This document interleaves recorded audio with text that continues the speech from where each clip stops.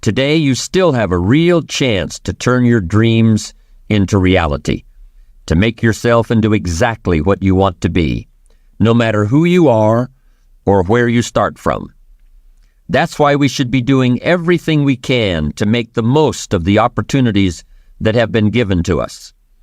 But I also say take care, or maybe even beware, because the stuff that really matters can get buried under everything else. The right stuff can get smothered under all the plastic and shiny metal. And what you've got becomes a little less important than what you are. I'm talking about character now, the ability to inspire yourself that qualifies you, that gives you the right, that makes you worthy to lead others. Does it seem to you that a lot of people are succeeding these days without the benefit of a strongly developed character? It does seem that way to me sometimes, but I think some very positive signs are beginning to appear. We're starting to realize that we'd better remember what got us this far if we expect to go any farther. I think one of the sharpest distinctions between people is between the small percent who look words up in the dictionary and the overwhelming majority that don't. I looked up the word character in the dictionary. I learned the origin of the word, and then I just sat there for a minute and realized that in this case, the origin of the word just about says it all.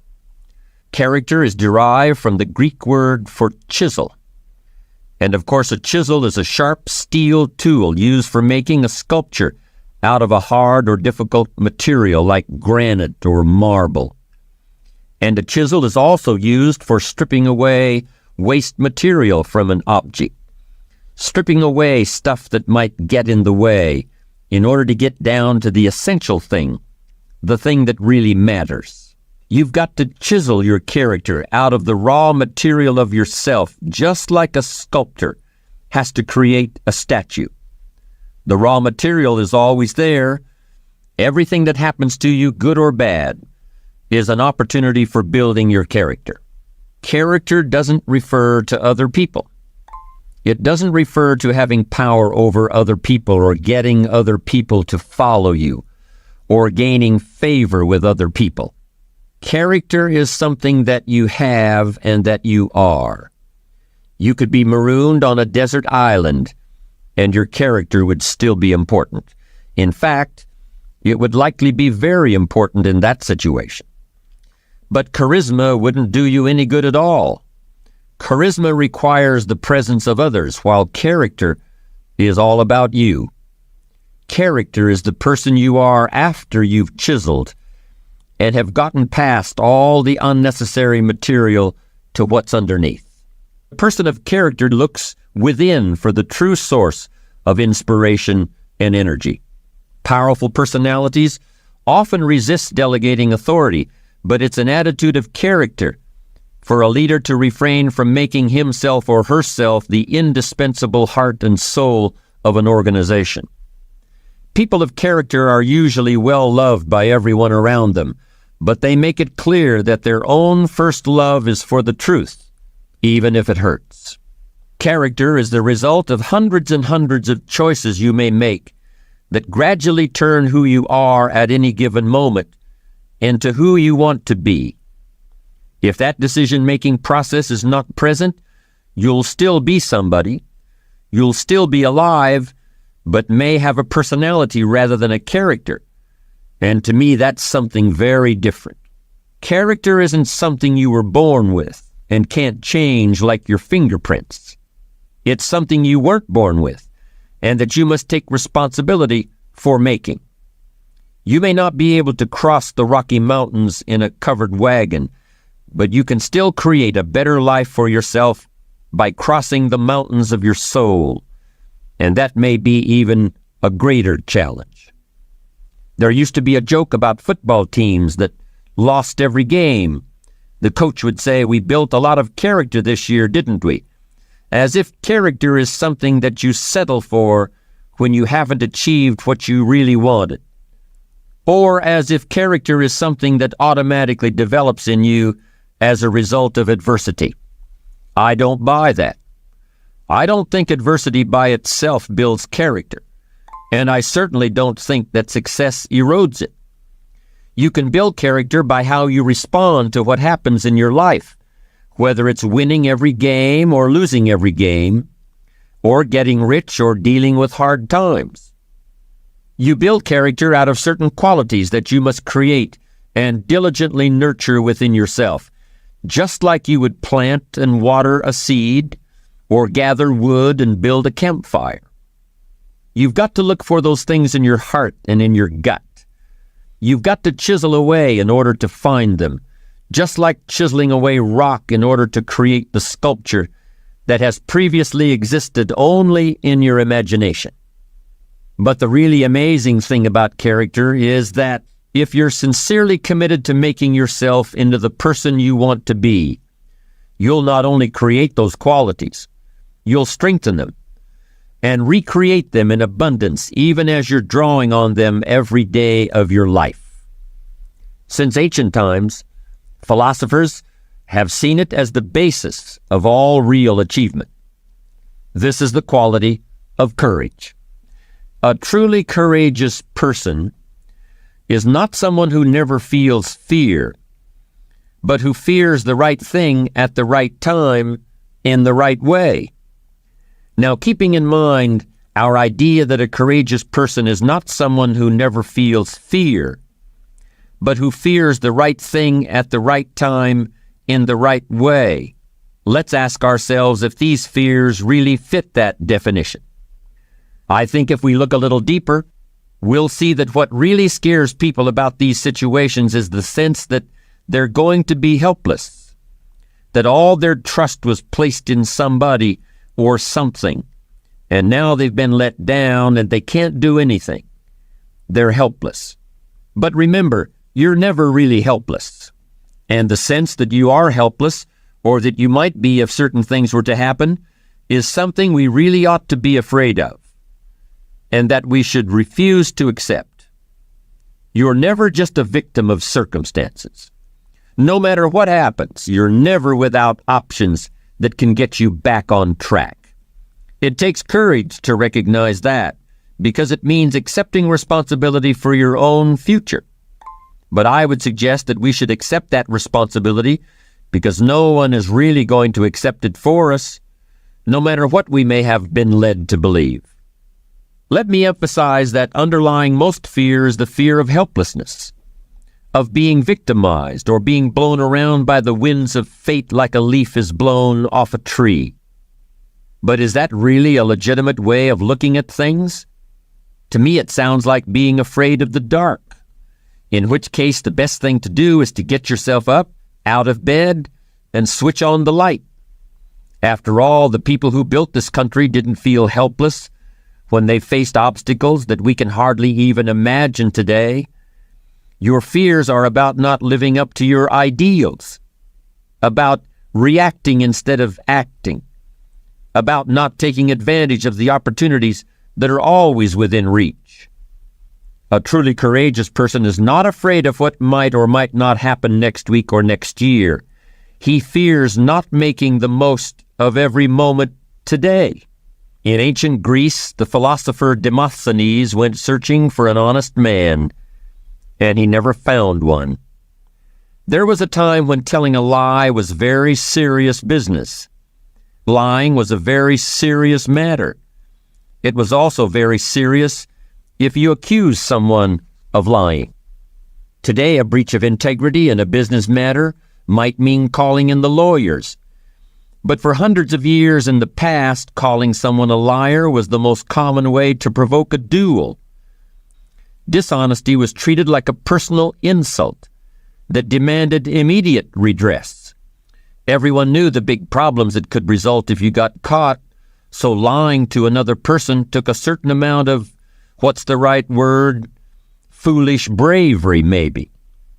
But there's no such risk today, is there? Some people lie all the time without thinking about it. Most people know when they're being lied to, which they may find irritating, but they just accept it. Maybe they decide to become liars themselves. Many people don't feel the same kind of personal responsibility about paying debts promptly. And today, of course, we can put off paying for our purchases as long as we can make the minimum payment on our credit card.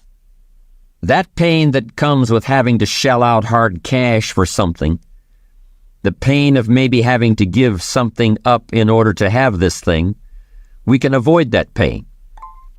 It's painful in just the same way that paying a big fat bill is painful.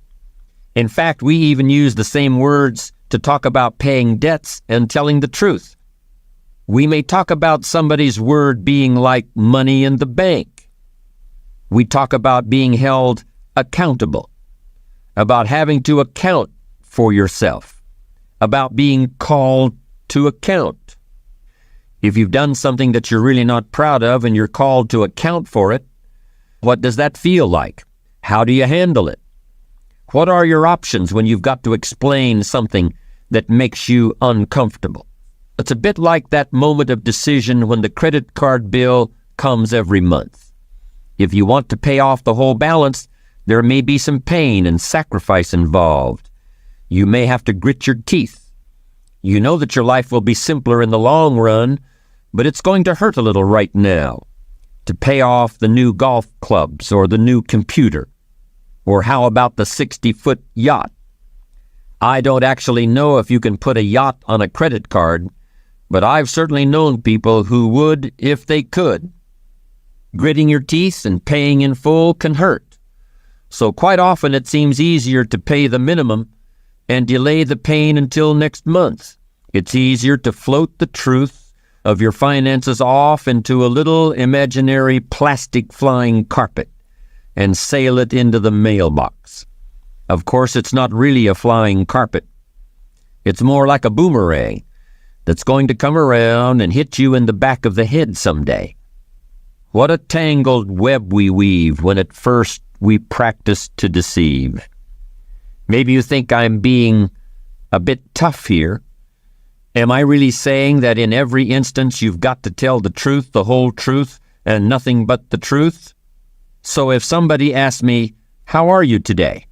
I'm supposed to say, "I got to be honest with you, I have a sore finger. Last night I had a headache, and I've got to admit that my foot hurts a little." No, that's not what I mean. In fact, I think there are many times when some flexibility with the whole truth and nothing but the truth is called for. However, planned lying, lying with an ulterior motive, lying for personal gain, that kind of lying is definitely something to be avoided. Remember what we said about courage? Courage is fearing the right thing at the right time and in the right way. Fear the temptation to misrepresent who you are or what you've done or intend to do. Trust who you really are. Trust your ability to earn the respect of others. Pay whatever price the truth costs. Pay that bill immediately, because in the long run, it's a real bargain. When you're in a leadership position, whether it's in a business or as the head of a family, honesty and integrity are not as important as money or shelter or a telephone. Honesty and integrity are infinitely more important than any of those things. You have the choice of how you will be seen, but you will be seen one way or the other. Make no mistake about that.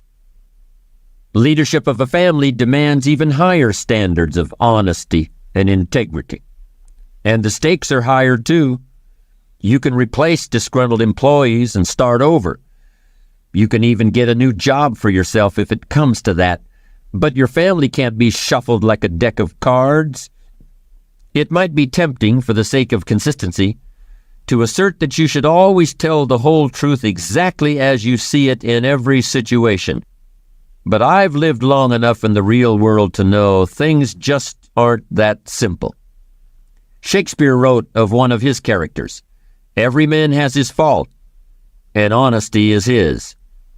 He is more honest than wise." Just as there is a difference between blowing hot air and premeditated dishonesty, there's also a difference between lying and recognizing the importance of diplomacy. How can you tell the difference? Your gut feelings will tell you. By the time we reach adulthood, I think most of us have extremely accurate ethical barometers built into our heads and hearts. We may choose to ignore what that ethical barometer tells us, but it's there nonetheless. When you're in a leadership role, I believe there's at least one situation in which you're almost always justified in stretching the truth to some degree. And here it is. You should overstate your degree of enthusiasm for your employees' work. You may use many carrots and very few sticks. Your recipe for dealing with subordinates should include at least 3 parts praise for every 1 part of criticism. Will this stretching of the truth cost you respect? I don't think so. Will a little sugarcoating of your true feelings foster greater productivity, better work, and improved morale? Absolutely. And that conclusion is supported by a great deal of behavioral science research. Praise is one of the world's most effective teaching and leadership tools. Criticism and blame, even if deserved, are counterproductive unless all other approaches have failed. Vince Lombardi, the late coach of the Green Bay Packers, certainly deserved his reputation as a tough manager and a man of strong character. But even he knew the importance of building up people's ego. We can call it diplomacy or psychology or just plain flattery, but it often brings out the best in people, and it's the grease that keeps the machine of human interactions functioning smoothly. So honesty is the best policy, but sometimes a little less than total honesty is even better. We've been talking mostly about the importance of honesty and integrity in dealing with other people, but I want to conclude now by focusing on what those qualities mean to your relationship with yourself. I think a term from clinical psychology is useful here. The term is cognitive dissonance. And I'll use a quick example to illustrate what it means. Let's consider a man who is an expert on personal financial planning. He makes a good living advising people about life insurance, trust funds, and the various kinds of mortgages. But a great deal of his business is devoted to helping individuals who have gotten themselves deeply into debt, who need to tear up their credit cards and start saving instead of spending. Sometimes there is no alternative but declaring bankruptcy and starting over. We are so surprised when one day this expert on personal financial planning says that he is going out of business. I just can't take the pressure anymore. It's too much stress. We can understand that. It must be stressful facing the problems of one person after another who's gotten into trouble financially, to work through it with them day in and day out. But here is the big surprise. I'm the one who's in trouble financially, he suddenly admits. I'm behind on everything, even my car payment. And after lecturing about the perils of debt all day, I can't stand to look in the mirror anymore. Wow. This man is experiencing cognitive dissonance in an extreme form. He is trying to live with 2 conflicting images of himself in his head, and the strain is simply using up all his energy. He's fundamentally a good person. He really believes in doing the right thing, but that's the trouble. He knows he's living a lie, and the stress of that finally gets to him. You might be surprised by the percentage of high-level managers and professional people who secretly know that they're presenting a false image to the world. The need to keep up appearances, the competition with peers, the pressure to make every year better than the last one, all this can make it very tempting to put on a mask. I'm not talking about just boasting here. I'm talking about creating a real split between what you're telling the world and what you know is the real truth about yourself. All the world's a stage, and to some extent we're all playing roles, but living with honesty and integrity can make it all a great deal easier. This is where ethics and psychology really overlap. Not only is it right to minimize cognitive dissonance, in the long run, it's a lot easier on your psyche. We all know people who have gotten ahead as a result of dishonest or unethical behavior. When you're a kid, you think that never happens. But when you get older, you realize that it does. Then you think you've really wised up. But that's not the end of it. When you get older, you see the long-term consequences of dishonest gain, and you realize that it doesn't pay in the end. I've seen people who have made millions with questionable business tactics, and I've also seen a higher percentage of health problems among those people than any insurance actuary could possibly account for.